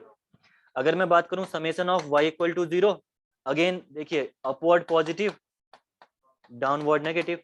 ठीक है, तो ये कितना हो जाएगा, F B C equal to zero. ठीक है, तो इसका मतलब क्या पढ़ा आपने, आपने यहाँ पे ये चीजें पढ़ी कि अगर कोई भी फोर्स हो, ठीक है, कोई भी अगर कोई भी मेंबर्स नॉन कोलिनियर है और किसी एक जॉइंट पे मीट कर रहे हैं, ठीक है, और उस जॉइंट पे कोई एक्सटर्नल लोड नहीं है, तो उस केस में दोनों मेंबर में फोर्स आपका जीरो रहेगा। ठीक है, इसको बोलते हैं नॉन कोलिनियर का कॉन्सेप्ट। अब अगर बात करूं मैं इसकी, यहाँ पे निकालने के लिए मैं बात करूं, तो यहाँ पे आपको क्या करना है, अगर आप summation of X equal to zero करोगे, उससे पहले आप करिए summation of Y equal to zero इस वाले केस में। ठीक है, सबसे पहले करिए आप summation of Y equal to zero. जब आप summation of Y equal to zero करोगे, तो वाई इक्वल टू जीरो में देखिए एक्स के अबाउट एंगल है तो साइन थीटा, साइन थीटा इतना आपको ध्यान रखना है। डायरेक्शन मेरी यही रहने वाली है जो मैंने यहाँ कंसिडर कर रखी है, अपवर्ड पॉजिटिव डाउनवर्ड नेगेटिव। तो ये क्या हो जाएगा आपका F B C sine theta equal to zero. तो F B C equal to कितना हो जाएगा आपका जीरो। बाकी कोई दूसरा मेंबर वाई एक्सिस में है ही नहीं, आप देख सकते हो यहाँ पे पिछला वाला केस ही है, सेम है। ठीक है, इसके बाद अगर मैं यहाँ पे इसको summation of X equal to zero कर दूं, ठीक है, अब करें हम लोग यहाँ पे summation of X equal to zero, sign convention is same as that of this, जो हमने आगे कंसीडर कर रखा है यही साइन कन्वेंशन है। तो एफ बी सी तो जीरो आ गया, तो इसका कंपोनेंट आप हॉरिजॉन्टल में लो कोई फर्क नहीं पड़ेगा, है ना, जीरो आ गया है ऑलरेडी है। तो सिर्फ और सिर्फ कौन सा मेंबर बचा हुआ है आपका, एफ ए बी। तो F A B equal to zero हो जाएगा आपका।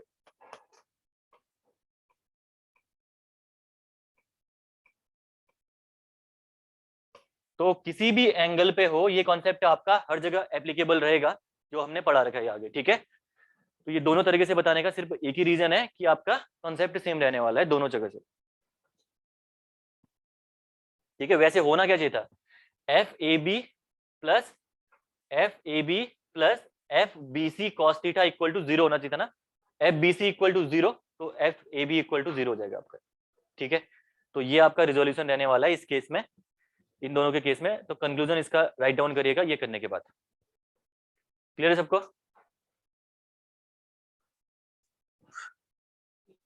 दिक्कत? सही है, रिजॉल्व कर रखा है इसको ना। ये F B C cos theta F A B दोनों plus plus, sign convention positive ले रखा है यहाँ से हमने, ठीक है। तो F A B plus F B C angle theta के साथ ही है समेशन ऑफ एक्स में, तो cos theta equal to 0, F B C is already 0, तो F A B equal to 0। हाँ, इक्वेशन आप लिख सकते हो उसकी, इक्वेशन अगर आपको लिखनी है तो इक्वेशन भी लिख दीजिए आप यहाँ पे। चलो, F A B that is positive, direction ये है, plus F B C cos theta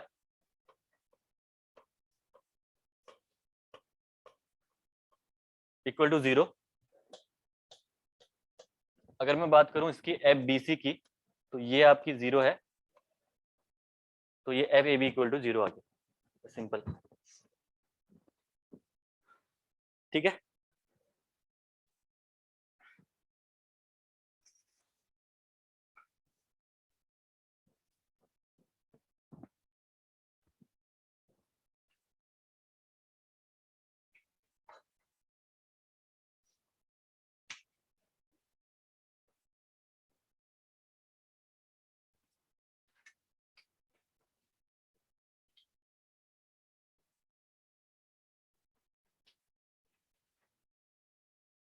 conclusion लिखिए इसमें अगर हो गया हो तो। ये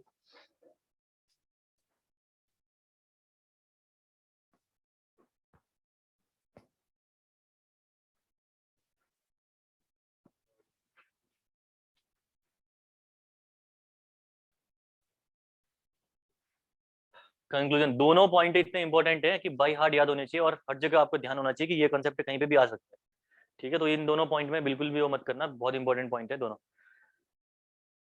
लिखिए इसमें, at a joint at a joint at a joint if two non-collinear members at a joint, if two non-collinear members are meeting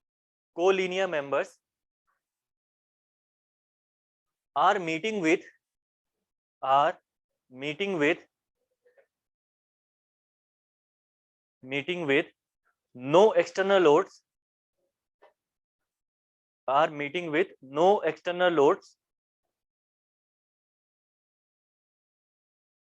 load at that joint करना, load at that joint, no external load at that joint, उसी joint पे consider करना है, बाकी और जॉइंटों में देख के मत लगा देना, at that joint, then forces in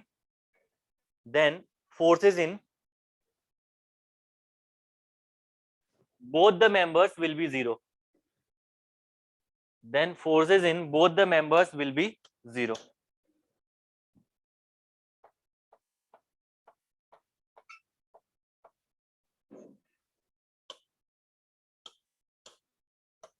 ठीक है, क्या हो अगर दो कोलिनियर मेंबर में ये कंडीशन आए, ठीक है। अगर दो कोलिनियर मेंबर हैं A B C, that is F A B, ये हो जाएगी अगर आपकी एफ बी सी, ठीक है। ये हो जाएगी एफ ए बी, ये हो जाएगी एफ बी सी। तो इस केस में हमारी आपकी कंडीशन क्या बन सकती है, ठीक है। अब क्या यहाँ पे भी 0 होगा? बिल्कुल भी नहीं, बस इक्वल होगा, ठीक है। जब आप यहाँ पे summation of X equal to 0 करोगे, तो summation of X equal to 0 पे आपका क्या हो जाएगा, ये F A B minus F B C equal to 0, तो F A B equal to कितना हो जाएगा आपका, एफ बी सी। तो उस केस में मत कर देना जहाँ पे मेंबर आपके कोलिनियर है, तो कोलिनियर वाले केस में F A B equal to F B C होगा। यहाँ पे आपका F A B is not equal to 0 and F B C is again not equal to 0, ठीक है। तो ये कंडीशन आपको ध्यान रखनी है, this is only satisfied in the non collinear case. सिर्फ नॉन कोलिनियर केस में सेटिस्फाइड है वो कंडीशन जो आपने पढ़ी इससे पहले। कोलिनियर के केस में आपके मेंबर्स में ये कंडीशन सेटिस्फाई नहीं करेगी।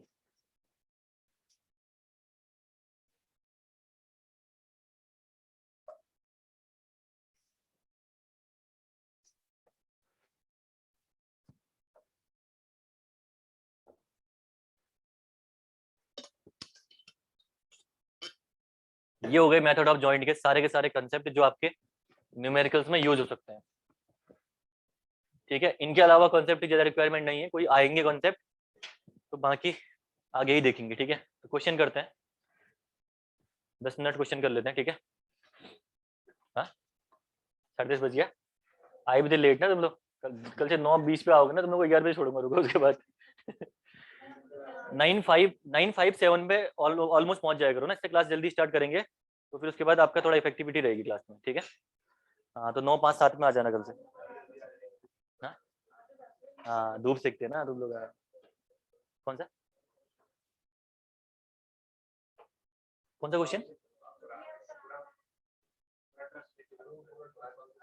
क्वेश्चन क्वेश्चन कराने हैं अभी, वो तो करा ही रहा हूँ मैं, छोड़ थोड़ा रहा हूँ क्वेश्चन तो करा ही रहा हूँ। अच्छा कोई क्वेश्चन तो नहीं था ना इससे पहले, नहीं था ना इससे पहले? हाँ नहीं, क्वेश्चन कराने वाला हूँ मैं। ठीक है, क्वेश्चन देखिए, 2-3 क्वेश्चन कर लेते हैं, टाइम हो जाए, 10 मिनट में हो जाएंगे 3-4 क्वेश्चन ऑलरेडी। ठीक है, पहला क्वेश्चन सिंपल सा लेके चलता हूँ।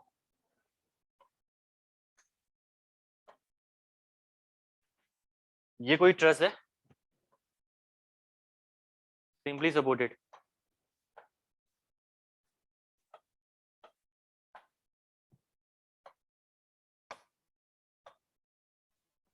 $10 किलो का इसमें लोड अप्लाई हो रहा।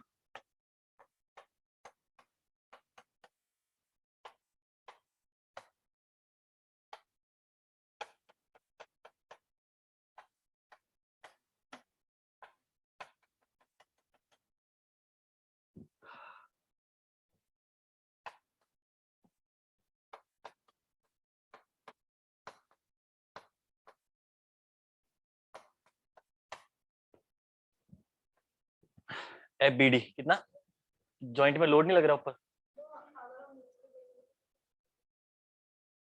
अगर ऊपर से देखूंगा तो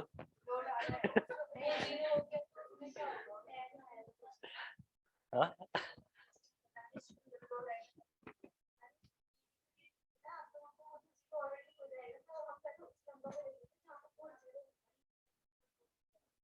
इसमें क्या है, एक्सटर्नल लोड कौन सा वाला है, 10 किलो का। एक ही इंसान ने पकड़ रखा है मतलब कॉन्सेप्ट यहाँ पे देखो कितना होगा फोर्स इसमें, 5 बोले कैसे कर दिया 5, मतलब 3 मेंबर है, 3 को डिवाइड कर दिया कितने में, 2-2-5 कितने किससे, हाँ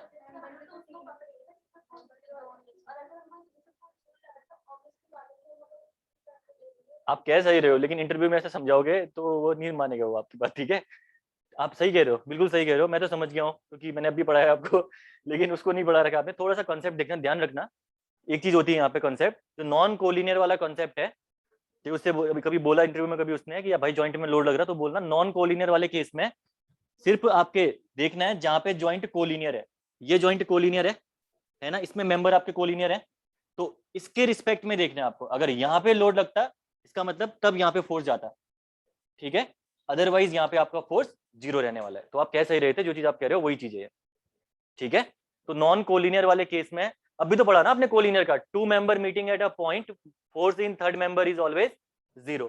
अगर आपको ये चीज प्रॉपरली देखो, होता क्या है, ये एक तो आपको मैंने थ्योरेटिकली समझा दिया कि 0 आने वाला है, अगर प्रॉपरली आप निकालना भी चाहते हो तब भी आप निकाल सकते हो सारा करके। कैसे, आप क्या करिए, रिएक्शन निकाल लीजिए, RA और RC निकाल लो, RA RC निकालने के बाद आपको एंगल कुछ दिए होंगे, तो ये FAB और FBC निकल जाएंगे।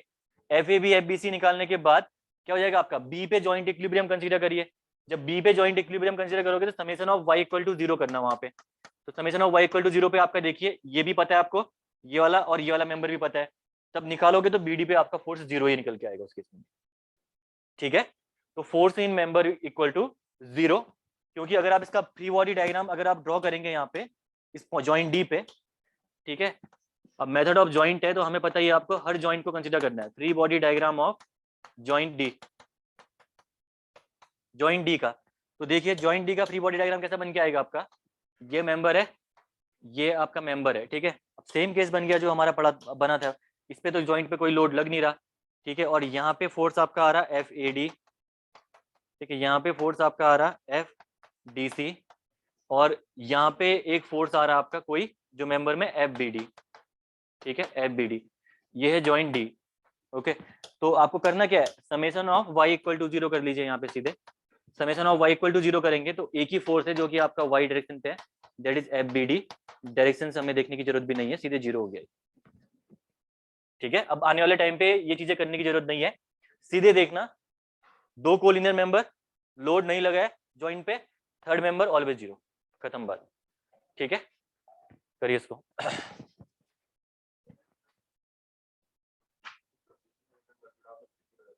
किसमें, किसमें मेंबर,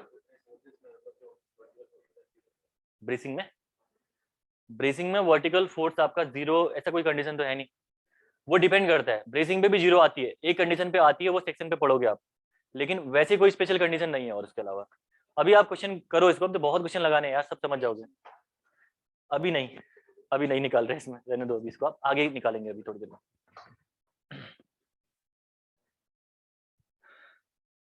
हर कॉन्सेप्ट आएगा, रिएक्शन भी निकालोगे, सब चीज करोगे, लेकिन जिस क्वेश्चन में करना है उसी क्वेश्चन में, अभी इसमें नहीं।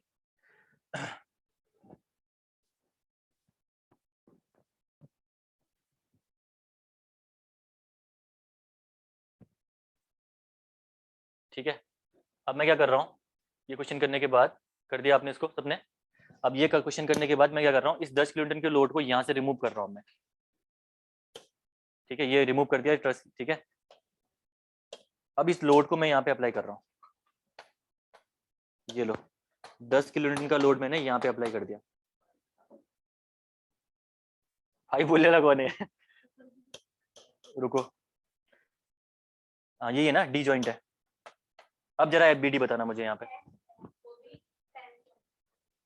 यस, वेरी गुड, सही है आंसर, ठीक है। सेम इक्विलिब्रियम कंडीशन अब यहाँ पे अप्लाई करो, ठीक है। मैं एफ बी डी, देखो डायरेक्शन कोई दिक्कत नहीं है, जो मैंने ले रखी, ठीक है। तो मैं क्या कर रहा हूँ यहाँ पे, एफ बी डी मैंने डायग्राम यही बनने वाला है, बस यहाँ पे सिंपल सा एक फोर्स ऐड हो जाएगा डी पे, जो कि 10 किलोन्यूटन का डाउनवर्ड है ना। तो ये फोर्स आपका ऐड हो गया इस केस में, बस बाकी तो कोई प्रॉब्लम है नहीं उसमें।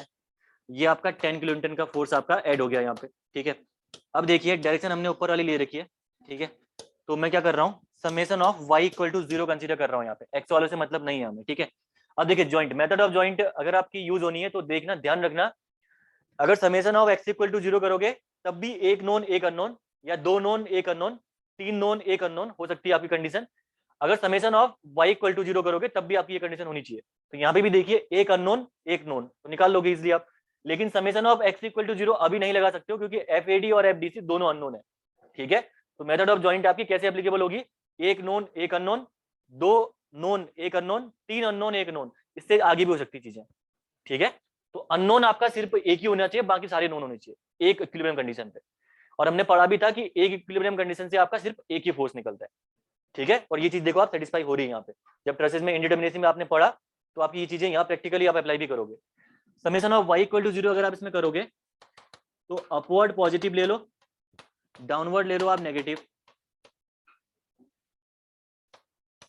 डाउनवर्ड नेगेटिव ले लो, ठीक है। क्या हो गया, डाउनवर्ड नेगेटिव, तो इस केस में देखिएगा जरा, दोनों डाउनवर्ड है, तो minus F B D, minus F B D, ठीक है, minus minus 10 kilo newton equal to 0, F B D equal to 10 kilo newton compressive. Tensile बोलने वाला कौन था ये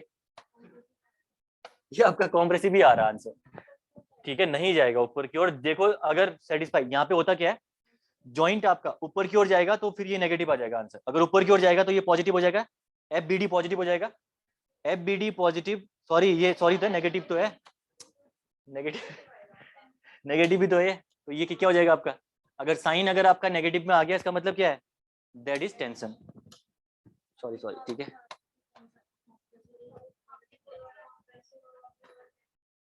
रुको ना, ये क्या है, ये फोर्स आपने एफबीडी में कौन सा एज्यूम कर रखा है, कॉम्प्रेसिव। रुको रुको रुको, मैं एक बार सुनो पूरी बात। अगर एफबीडी है, एफबीडी पे फोर्स आपने कौन सा एज्यूम कर रखा है, कॉम्प्रेसिव। इनिशियली आपने कॉम्प्रेसिव एज्यूम कर रखा है, कोई भी एज्यूम करो, जो अननोन फोर्स है कोई भी एज्यूम करो, रिक्वायरमेंट नहीं है, आप ऊपर लो नीचे लो, मतलब ही नहीं है। अगर आपने जो एज्यूम कर रखा है, ठीक है, और फाइनल में आंसर अगर आपका नेगेटिव आ जाए तो डायरेक्शन चेंज कर देना, ठीक है। आंसर आपका नेगेटिव आया, डायरेक्शन चेंज हो गई, कौन सा हो गया ये, अरे कॉम्प्रेसिव कैसे हो गया, टेंसाइल। कॉम्प्रेसिव तो ऑलरेडी है ना, ये आपने एज्यूम कर रखा है, कॉम्प्रेसिव आपने एज्यूम कर रखा है, आंसर नेगेटिव आया तो डायरेक्शन चेंज कर दो, क्या होगी डायरेक्शन अब आपकी, बस खत्म। आपको यहाँ पे कोई दिक्कत नहीं है, जो ये मैं अपवर्ड पॉजिटिव डाउनवर्ड नेगेटिव कर रहा हूँ, आप कुछ भी लो, अपवर्ड नेगेटिव डाउनवर्ड पॉजिटिव जो मर्जी आपकी लो, आंसर नेगेटिव आया, जो डायरेक्शन एज्यूम कर रखी है अब अपोजिट कर दो, बस खत्म। हाँ, आंसर टेंसाइल ही आएगा इसका, ठीक है। हाँ, अब वो चीजें आपको अपने हिसाब से समझनी है कि किस हिसाब से निकालना है, जो ये चीजें आप प्रैक्टिकली आपको,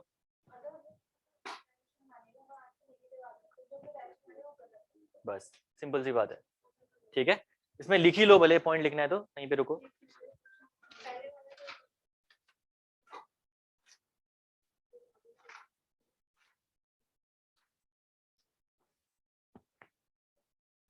नोट करके लिखना इसमें। हाँ, अच्छा करो पहले इसको, 0, ठीक है। तो बहुत ही इजी से क्वेश्चन है, इसमें ज्यादा दिक्कत नहीं आने वाली, लेकिन थोड़ा सा आप लोगों ने पहले पढ़ा नहीं है इन चीजों को बिल्कुल भी, तो कई लोगों को थोड़ा सा हो रहा है। एक बार घर में इनका क्वेश्चन, चलो कल शायद छुट्टी होगी तो हो सके तो कुछ क्वेश्चन देखने की कोशिश करना खुद होके फिर। अरे आप लोगों की तो क्लास ही है। हाँ, एक क्वेश्चन और करें क्या, हाँ हो गया, सैचुरेशन 1.5 घंटे में।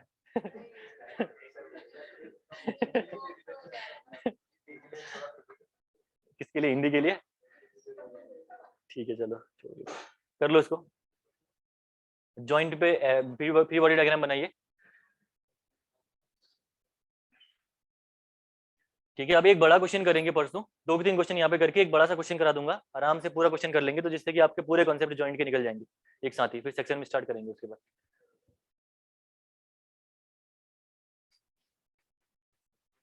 ठीक है, मैकेनिक्स से स्टूडेंट पढ़ने का बेनिफिट होता है, उन्होंने मैकेनिक्स पढ़ी थी स्टूडेंट, उन्होंने जो आए थे गेट वाले, तो उन्होंने जितने टफ क्वेश्चन दिए, मैंने सारे क्वेश्चन ही बना दिए उन्होंने। तो मैं बाद में लग रहा था मैंने खाली पढ़ा है इनको एक टॉपिक पूरा, मैं कह भी रहा था उनसे खाली पढ़ा दिया तुमको, लेकिन इसका यूज था, क्योंकि डिफ्लेक्शन में बिना उसके कर नहीं पाता। मेरे को लगा कि यार अगर डिफ्लेक्शन में छोड़ दूंगा, पता चला इनको नहीं आया, तो डिफ्लेक्शन में फिर हर जॉइंट में निकालना पड़ता है वो चीजें। लेकिन उन्होंने मैकेनिक्स पढ़ी हुई, मैकेनिक्स में ट्रेसेस पढ़ाते हैं यहाँ पे, तो उनका सिलेबस में था मैकेनिक्स, तो उन्होंने पढ़ाया, सारे क्वेश्चन लगा दिए उन्होंने पूरे पूरे जितने थे। हाँ, मैकेनिक्स यहाँ पे, हाँ यहीं पे पढ़ी होगी उन्होंने, ट्रेसेस वहाँ पे पूरा पढ़ते हैं, ये चीजें सब मैकेनिक्स में पढ़ाते हैं उनको। हाँ, सोम में नहीं, मैकेनिक्स में फिर। हाँ हाँ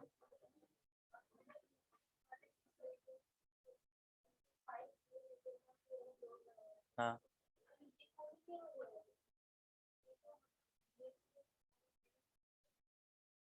कोलिनियर नहीं, फोर्स लगने से कोलिनियर नहीं होगा ना, मेंबर, ओनली मेंबर, ठीक है मेंबर। अब ये कोलिनियर, ये फोर्स 0 आ सकता है, मैं नहीं बोल रहा हूँ कि फोर्स उस मेंबर में 0 नहीं आएगा, ठीक है, किसी कंडीशन से फोर्स 0 आ सकता है। किससे आ सकता है फोर्स 0, अगर आपका ये वाला फोर्स इक्वल हो, ठीक है, ये फोर्स इक्वल हो, तो अगर आप रिजोल्व करोगे तो 5 किलोन्यूटन अगर रिजोल्व करके भी आ गया तो 0 फोर्स आ जाएगा उसमें। तो लेकिन ये कोलिनियर वाला कंसेप्ट नहीं है, ठीक है, मेंबर ओनली, ओनली मेंबर अगर आपके होंगे तब जाके, अगर ये दोनों करके अगर आपका, ये दोनों करके अगर आपका ये मेंबर में फोर्स 0 आ गया तो आपका वो कॉन्सेप्ट, लेकिन कोलिनियर वाला कॉन्सेप्ट फिर भी नहीं लगेगा उसमें, ठीक है, आ सकता है लेकिन 0 उसमें, ठीक है ना। तो इससे भी क्वेश्चंस करने वाले हो। हाँ ऑब्वियस ही बात है, हॉरिजॉन्टल भी आएगा, वर्टिकल भी जाएगा।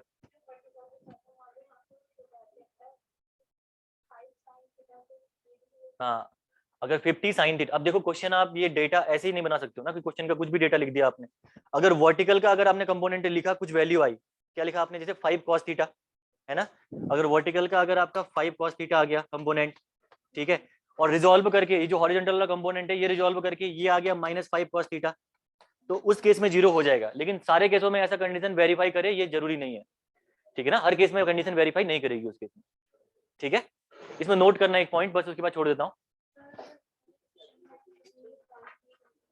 एक सेकंड रुको, एक बार ना तुम लोगों का डाउट थोड़े में उठाता हूँ, इनको छोड़ देता हूँ बाकी जिनके हो गया, ठीक है। नोट लिखना, negative sign means assumed direction is wrong. Negative sign means assumed direction is wrong. Assumed direction is wrong. ठीक है, तो negative sign means assume direction is wrong, तो इसका मतलब क्या हो गया, टेंसाइल आपका डायरेक्शन हो गई, ठीक है, तो डायरेक्शन आपकी टेंसाइल होगी। तो कल क्लास अब देखते हैं, जब भी क्लास होगी आपकी मंडे को देखते हैं फिर इसके बाद, ठीक है, नेक्स्ट क्लास में। Okay, thank you.